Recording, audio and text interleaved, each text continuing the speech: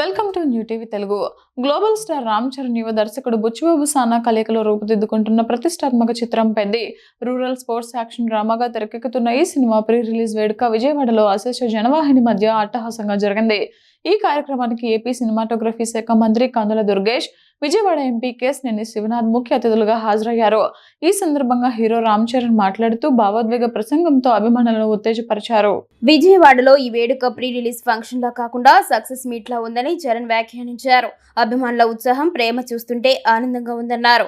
విజయవాడ మాకు అదృష్ట నగరం. నాన్నగారి పలు చిత్రాల బ్లాక్ బస్టర్ల వేడుకలు ఇక్కడే జరిగాయి. ఆ సెంటిమెంట్ ను లక్నో మాతో తీసుకువెళ్దామని ఇక్కడికి వచ్చాం అని చరణ్ పేర్కొన్నారు. ఇంత వేడిలోనూ గంటల తరబడి ఎదురు చూసిన అభిమానులకు పేరు పేరున ధన్యవాదాలు తెలిపారు. పెద్ది కథ గురించి మాట్లాడుతూ, ఒక నటుడిగా ఎన్నో కథలు వింటాం. కొన్ని నచ్చుతాయి, కొన్ని ఆశ్చర్యపరుస్తాయి. కానీ పెద్ది కథ విన్నప్పుడు నా గుండెకు హత్తుకుపోయింది. ఇది 10 ఏళ్లకు ఒకసారి వచ్చే అద్భుతమైన కథ. ఈ కథ నా సినీ ప్రయాణంలో దొరికినందుకు దర్శకుడు బుచ్చిబాబు గురువు గారైన సుకుమార్ గారికి కృతజ్ఞతలు. నా సినిమా లైబ్రరీలో ఇది చిరకాలం నిలిచిపోయే చిత్రం అవుతుందని అన్నారు. ఇది ఎగసిపడే మనిషి కథ కాదని, కింద పడిపోయిన వాడు తిరిగి ఎలా లేచి నిలబడ్డాడో చెప్పే కథని వివరించారు.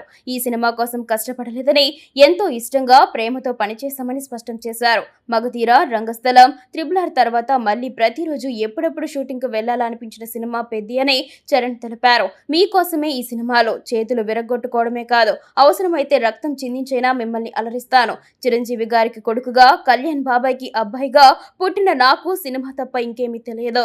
నేను చనిపోయే వరకు మిమ్మల్ని ఎంటర్టైన్ చేస్తూనే ఉంటాను. ఇది రాసి పెట్టుకోండి అంటూ అభిమానులను ఉద్దేశించి చేసిన వ్యాఖ్యలకు వేదిక దద్దరిల్లిందే. నమస్తే విజయవాడ, నమస్తే నమస్తే. సారీ సుమ గారు, నాకు మైక్ ఇవ్వడానికి కొంచెం డిలే అయింది. విజయవాడలో ఇది ప్రీ రిలీజ్ ఫంక్షన్లా లేదు, సక్సెస్ మీట్ చేస్తున్నట్టు ఉంది. Thank you.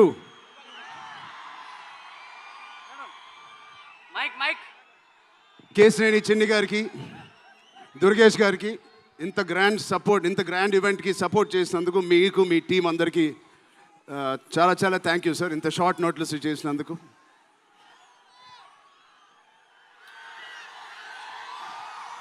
విజయవాడ అసలు మీ అందరి మధ్యలో ఇక్కడికి వచ్చి చేసుకున్నందుకు మీ అందరికీ థ్యాంక్ యూ సో మచ్. చాలాసేపు నుంచి వెయిట్ చేసినందుకు. ఇంత హీట్లో షర్ట్ అంతా మొద్ద అయిపోయింది అందరికీ. బట్ ఈ హీట్ని, ఈ ఎనర్జీని చాలా చాలా ఇంతసేపు ఎంజాయ్ చేసాం. విజయవాడలో చేయాలనుకున్నాం.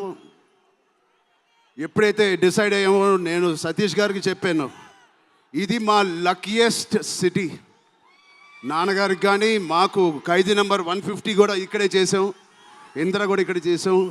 సో ఆ లక్ని కొంచెం మేము ఇంటికి తీసుకెళ్దామని ఇక్కడికి వచ్చాం. మీ అందరికీ, తమ్ముళ్ళకి, ఇక్కడ ఉన్న అన్నయ్యలకి, వచ్చిన అక్కలకి, చెల్లెలకి, మీ అందరికీ పేరు పేరున థ్యాంక్స్. అలాగే టీవీలో చూస్తున్న మా అభిమానులకి, వాళ్ళందరికీ చాలా చాలా థ్యాంక్ యూ. సరే, పెద్ది అన్ని విజువల్స్ చూశారు మీరు. పెద్ది ఎన్నో కథలు వింటూ ఉంటాం ఆర్టిస్ట్గా. కొన్ని కథలు విన్నప్పుడు నచ్చుతాయి, కొన్ని కథలు విన్నప్పుడు ఆశ్చర్యపరుస్తాయి. బట్ పెద్ది అనే కథ మాత్రం విన్నప్పుడు ఎక్కడో గుండెలో, నా హృదయానికి చాలా దగ్గరగా హద్దుకుని ఉన్న ఒక కథ. ఇలాంటి కథ మా నాన్నగారు చెప్పినట్టు 10 సంవత్సరాలకు ఒకసారి వస్తుందేమో ఇలాంటి కథ. అలాంటి కథ నాకు వచ్చినందుకు ఫస్ట్లీ నా సుకుమార్ గారికి, బుచ్చిబాబు గురువు గారికి నేను మనస్ఫూర్తిగా థ్యాంక్స్ చెప్పుకుంటున్నాను. నా దారిలో, నా ఈ సినిమా జర్నీలో నాకు ఇలాంటి ఒక కథ ఇచ్చినందుకు. ఇది నా లైఫ్ లాంగ్ నా సినిమా లైబ్రరీలో వన్ ఆఫ్ ద టాప్ ఫిల్మ్స్గా నిలిచిపోతుంది. పెద్ది చాలా చేసింది, నన్ను వ్యక్తిగతంగా ఒక మంచి దారిలోకి మార్చింది. ఒక యాక్టర్గా నాకు చాలా సాటిస్ఫాక్షన్ ఇచ్చింది. Love you love you love you love you.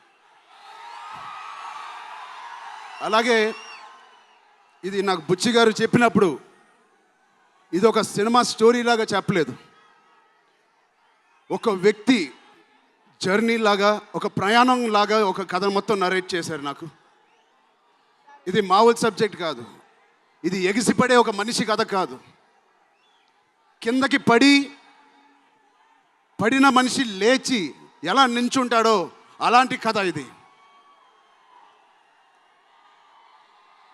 అందరూ కష్టం గురించి మాట్లాడుతున్నారు. అరే ఇలాంటి కథ కోసం కాకపోతే ఎప్పుడు కష్టపడతామండి.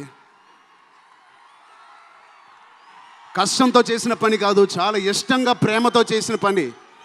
ప్రతిరోజు లెగిసి పొద్దునే షూటింగ్ ఎప్పుడు వెళ్ళాలా, జిమ్ చేసి షూటింగ్ ఎప్పుడు వెళ్ళాలా అని అనిపించిన one of the rarest films నాకు. బహుశా ఒక మగధీర కనిపించింది, రంగస్థలానికి కనిపించింది, RRR కనిపించింది, మళ్ళీ నాకు పెద్దిగా అనిపించింది. అలాంటి భావం, అలాంటి ఒక ఎక్స్పీరియన్స్ ఇచ్చిన మా బుచ్చిబాబుకి స్పెషల్గా థ్యాంక్స్ చెప్పాలి. బుచ్చిబాబు ఇది నాకు కథ నరేట్ చేసి ఇంట్లో నిజంగా చాలా ఆశ్చర్యపోయిన, తన బుర్ర ఎలా పనిచేస్తుందో అని. ఇంత అద్భుతంగా రాసి పెట్టుకోండి. ఇండియాలో నంబర్ 4 or 3 టాప్ డైరెక్టర్స్లో బుచ్చిబాబు పేరు ఉంటుంది ఫ్యూచర్లో.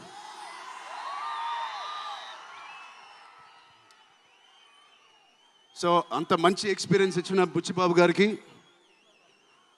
చాలా చాలా థ్యాంక్ యూ. ఇలాంటి సినిమా ఒప్పుకోవడానికి నాకు ఒకటే బలం నా మనసులో, ఇలాంటి సినిమా చెయ్యాలి అని.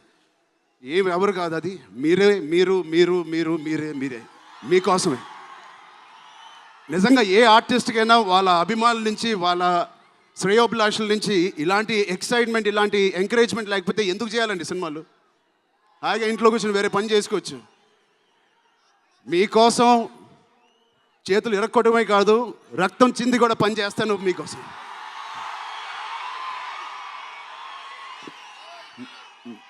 మిమ్మల్ని ఎంటర్టైన్ చేయడం ఒక పిచ్చా, లేకపోతే సినిమాలో మంచి సినిమా చేసి మీకు ఏదైనా ఇవ్వాలని ఒక పిచ్చా నాకు తెలియదు. నాన్నగారి కొడుకు పుట్టినందుకు, కళ్యాణ్ బాబాయ్ గారు ఉన్నందుకు ఇంట్లో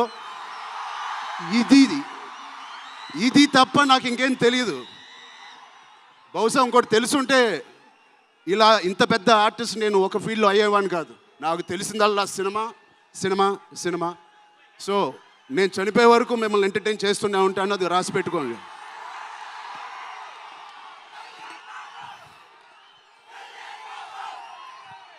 సో మా టెక్నీషియన్స్ గురించి మాట్లాడాలంటే ఫస్ట్ మా రత్నవేల్ గారి గురించి. ఇది 4వ సినిమా రత్నవేల్ గారితో. ఇంత బ్యూటిఫుల్గా మమ్మల్ని అందరినీ ప్రజెంట్ చేసి ఆయన సీనియారిటీని మాకు సపోర్ట్గా ఇచ్చిన ర్యాండీ గారికి ఆయన స్పెషల్ థ్యాంక్ యూ. అలాగే పనిచేసిన అవినాష్ కొల్లా గారికి థ్యాంక్ యూ సో మచ్. అద్భుతంగా ఇచ్చారు మా పెద్ద వరల్డ్ని. Naveen Nooli thank you so much, fantastic editing. మిగతా టెక్నీషియన్స్ అందరూ, మా అనంత్ శ్రీరామ్ గారు, బాలాజీ గారు, మా choreographer Jani master, Bosco master, thank you so much.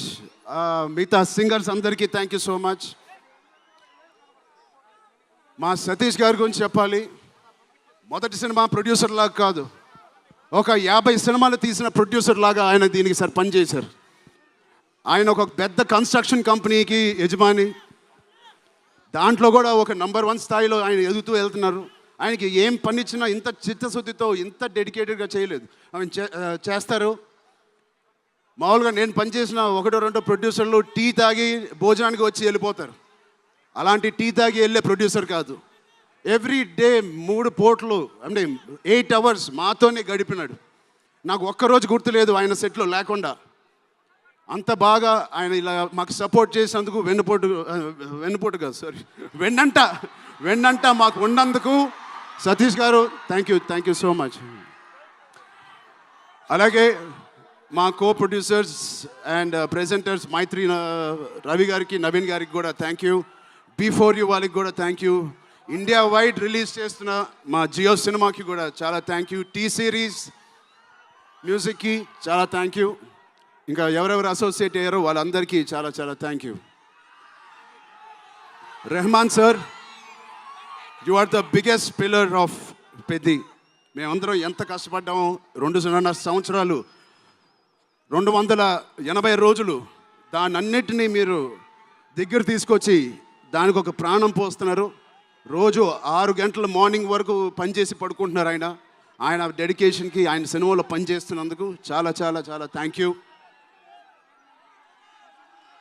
ఏంటి విజయవాడ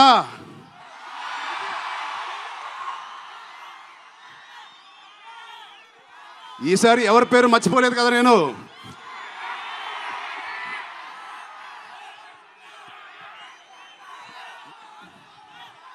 ఆ చంద్రుల్లో ఒక ముక్క జారిందే నా పక్క.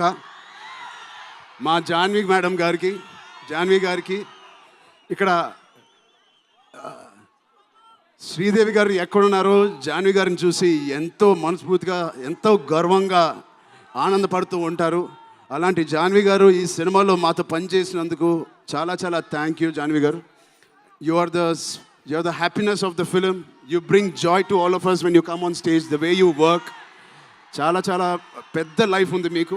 I wish you so much all the best. మీ అమ్మగారి కన్నా చాలా పెద్ద హీరోయిన్ అవ్వాలని కోరుకుంటున్నాను.